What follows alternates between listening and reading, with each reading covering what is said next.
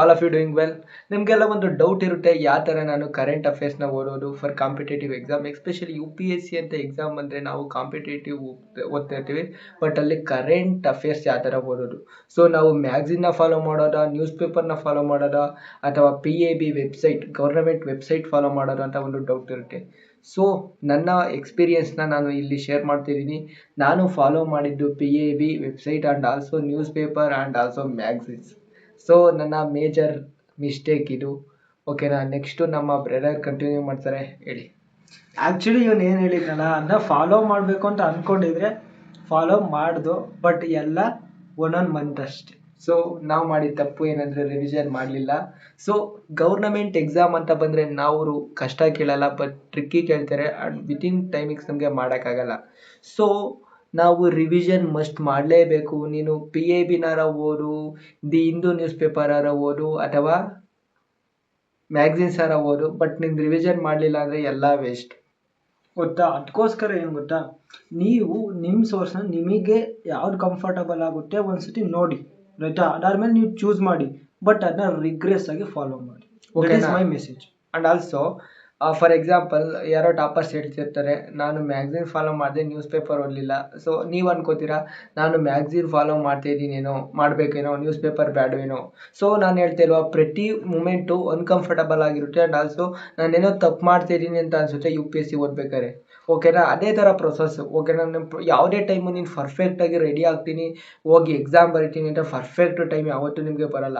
So ನೀವೇನು ಮಾಡಬೇಕು ಅಂದರೆ ಪ್ರಯತ್ನ ಪಡಬೇಕು, ಪ್ರಾಕ್ಟೀಸ್ ಮಾಡಬೇಕು, ಆ್ಯಂಡ್ ಆಲ್ಸೋ ರಿಗ್ರೆಸ್ ಆಗಿ ನೀವು ಪ್ರಾಕ್ಟೀಸ್ ಮಾಡಬೇಕು, ಆ್ಯಂಡ್ ಆಲ್ಸೋ ರಿವಿಷನ್ ಮಸ್ಟ್ ಮಾಡಲೇಬೇಕು. ಸೊ ನಾವು ಯಾವ ಥರ ತಪ್ಪು ಮಾಡಿದ್ದು ಅಂದರೆ, ನಾವು ಓದ್ದೋ ಬಟ್ ರಿವಿಷನ್ ಮಾಡಲಿಲ್ಲ, ಬಿಕಾಸ್ ರಿವಿಷನ್ ಮಾಡೋಕ್ಕೆ ನಮ್ಮ ಟೈಮು ಇರಲಿಲ್ಲ. ಸೊ ಈ ಥರ ಮಿಸ್ಟೇಕ್ಸ್ಗಳು ಜಾಸ್ತಿನೇ ಮಾಡಿದ್ದೀವಿ, ಆ್ಯಂಡ್ ಆಲ್ಸೋ ಮಿಸ್ಟೇಕಿಂದ ನಾವು ಕಲ್ತಿದ್ದೀವಿ ಆ್ಯಂಡ್ ಆಲ್ಸೋ ಕಲಿತಾ ಇದ್ದೀವಿ, ಬಿಕಾಸ್ ಲೈಫ್ ಈಸ್ ಲರ್ನಿಂಗ್. ಓಕೆನಾ, ಆ್ಯಂಡ್ ಆಲ್ಸೋ ನೀವೇನಾದರೂ ಕರೆಂಟ್ ಅಫೇರ್ಸ್ನಕ್ಕೆ ಯಾವುದು ಫಾಲೋ ಮಾಡಬೇಕು ಅಂತ ಈ ವಿಡಿಯೋದಲ್ಲಿ ಹೇಳ್ತೀರಿ ಅಂತ ಹೇಳ್ತೀನ. ಕರೆಂಟ್ ಅಫೇರ್ಸ್ಗೆ ಒಂದು ರಿಸೋರ್ಸ್ ಫಾಲೋ ಮಾಡಿ, ನ್ಯೂಸ್ ಪೇಪರ್ ಫಾಲೋ ಮಾಡಿ, ಇಲ್ಲ ಮ್ಯಾಗ್ಝಿನ್ಸ್ ಫಾಲೋ ಮಾಡಿ, ಆ್ಯಂಡ್ PAB ವೆಬ್ಸೈಟ್ ಫಾಲೋ ಮಾಡಿ. ಯಾವ್ದಾರ ಒಂದು ಫಾಲೋ ಮಾಡಿ, ಬಟ್ ರಿವಿಷನ್ ಮಾತ್ರ ಮಸ್ಟಾಗಿ ಮಾಡಿ.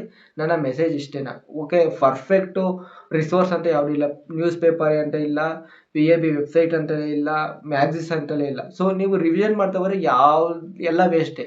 ಸೊ ಯಾವುದು ಪರ್ಫೆಕ್ಟ್ ಇಲ್ಲ, ಇದು ನಮ್ಮ message. So that's all about current affairs.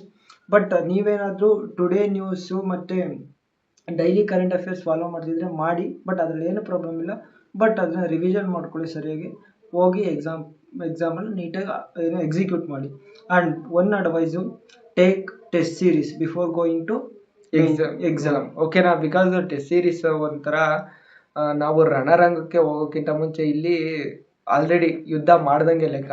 Like ಈಗ ನನ್ನ ಒಪಿನಿಯನ್ ಒಂದು ಹೇಳ್ತೀನಿ ನೋಡಿ, ನನ್ನ ಎಕ್ಸ್ಪೀರಿಯೆನ್ಸ್ ಹೇಳ್ತೀನಿ. ಏನಂದರೆ, ನಾನು ಅಂದ್ಕೊಂಡಿದ್ದೆ ಟೆಸ್ಟ್ ಸೀರೀಸ್ ಏನು ಇದಾಗಲ್ಲ ಅಂತ. ಸೊ ನಾನು ಹೇಳ್ತಿಲ್ವಾ, ವೆರಿ ವೆರಿ ಇಂಪಾರ್ಟೆಂಟ್ ಆಗುತ್ತೆ. ಸೊ ನೀವು ಪರ್ಫೆಕ್ಟಾಗಿ ಓದ್ತೀರಾ ಅಂತಲೇ ಅಲ್ಲ, ಸೊ ಎಕ್ಸಾಮ್ ಡೇ ದಿನ ನಮ್ಮ ಮೈಂಡ್ ಯಾವ ಥರ ಎಕ್ಸಿಕ್ಯೂಷನ್ ಆಗುತ್ತೆ ಅನ್ನೋದು main.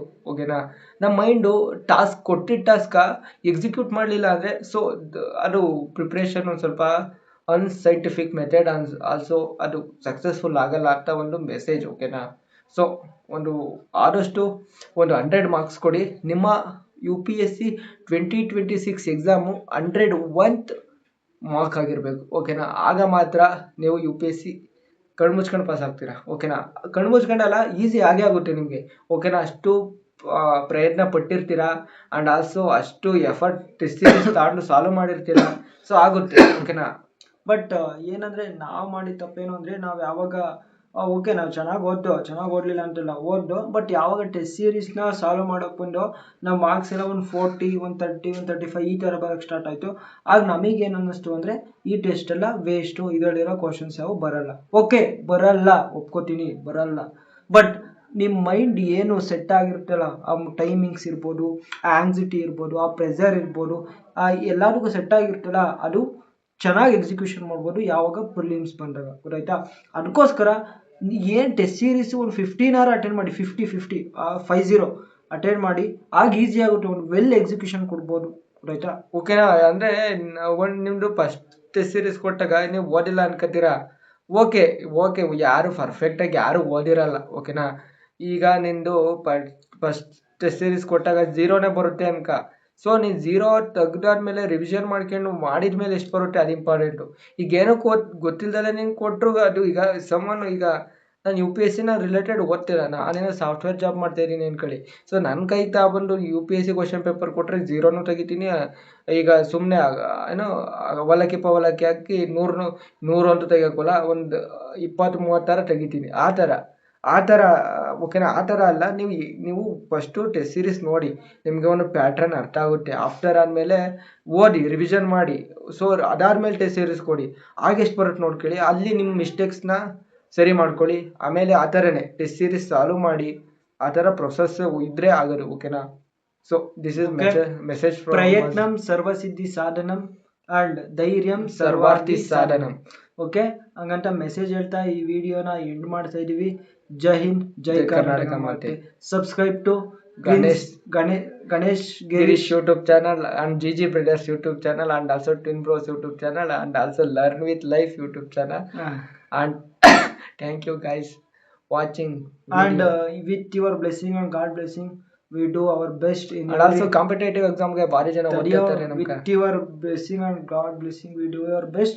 And do follow, subscribe and like and share. Okay, thank you guys, thank you. Competitive ಎಕ್ಸಾಮ್ಗೆ ಯಾರು ಓದ್ತಿರ್ತಾರಲ್ಲ ಅವ್ರಿಗೆಲ್ಲ ಶೇರ್ ಮಾಡಿ. ಒಂದು ಮೆಸೇಜ್ ಇರುತ್ತೆ, ಒಂದು ಎಕ್ಸ್ಪೀರಿಯನ್ಸ್ ಸಿಗುತ್ತೆ ಅವ್ರಿಗೂ. ಸೊ ನಮ್ಮ ಮಿಸ್ಟೇಕ್ಸಿಂದ ಅವರು ಕಲಿತಾರೆ, ಓಕೆನಾ. ಸೊ ಆ ಥರ ನನ್ನ ಮಿಸ್ಟೇಕ್ಸು ಬೇರೆಯವ್ರಿಗೆ ಹೆಲ್ಪ್ ಆಗಲಿ ಅಂತ ಈ ವಿಡಿಯೋಗಳನ್ನ ಮಾಡ್ತೀನಿ. ಎಸ್ಪೆಷಲಿ ಯಾರಿಗೆ ಹೆಲ್ಪ್ ಆಗುತ್ತೆ ಅಂದರೆ, ಈಗ ಯಾರು ಗ್ರ್ಯಾಜುಯೇಷನ್ ಮುಗಿಸಿ UPSC ಕೊಡಬೇಕು ಅಂತ ಅಂದ್ಕೊಂಡಿರ್ತಾರಲ್ಲ, ಅವರು ಈ ವಿಡಿಯೋ ನೋಡೋದ್ರಿಂದ ಯಾವ ಥರ ಒಂದು ಡಿಸಿಷನ್ ತಗೋಬೇಕೋ ಇಲ್ವೋ ಅನ್ನೋದು ಗೊತ್ತಾಗುತ್ತೆ ಅವ್ರಿಗೆ. Okay guys, thank you.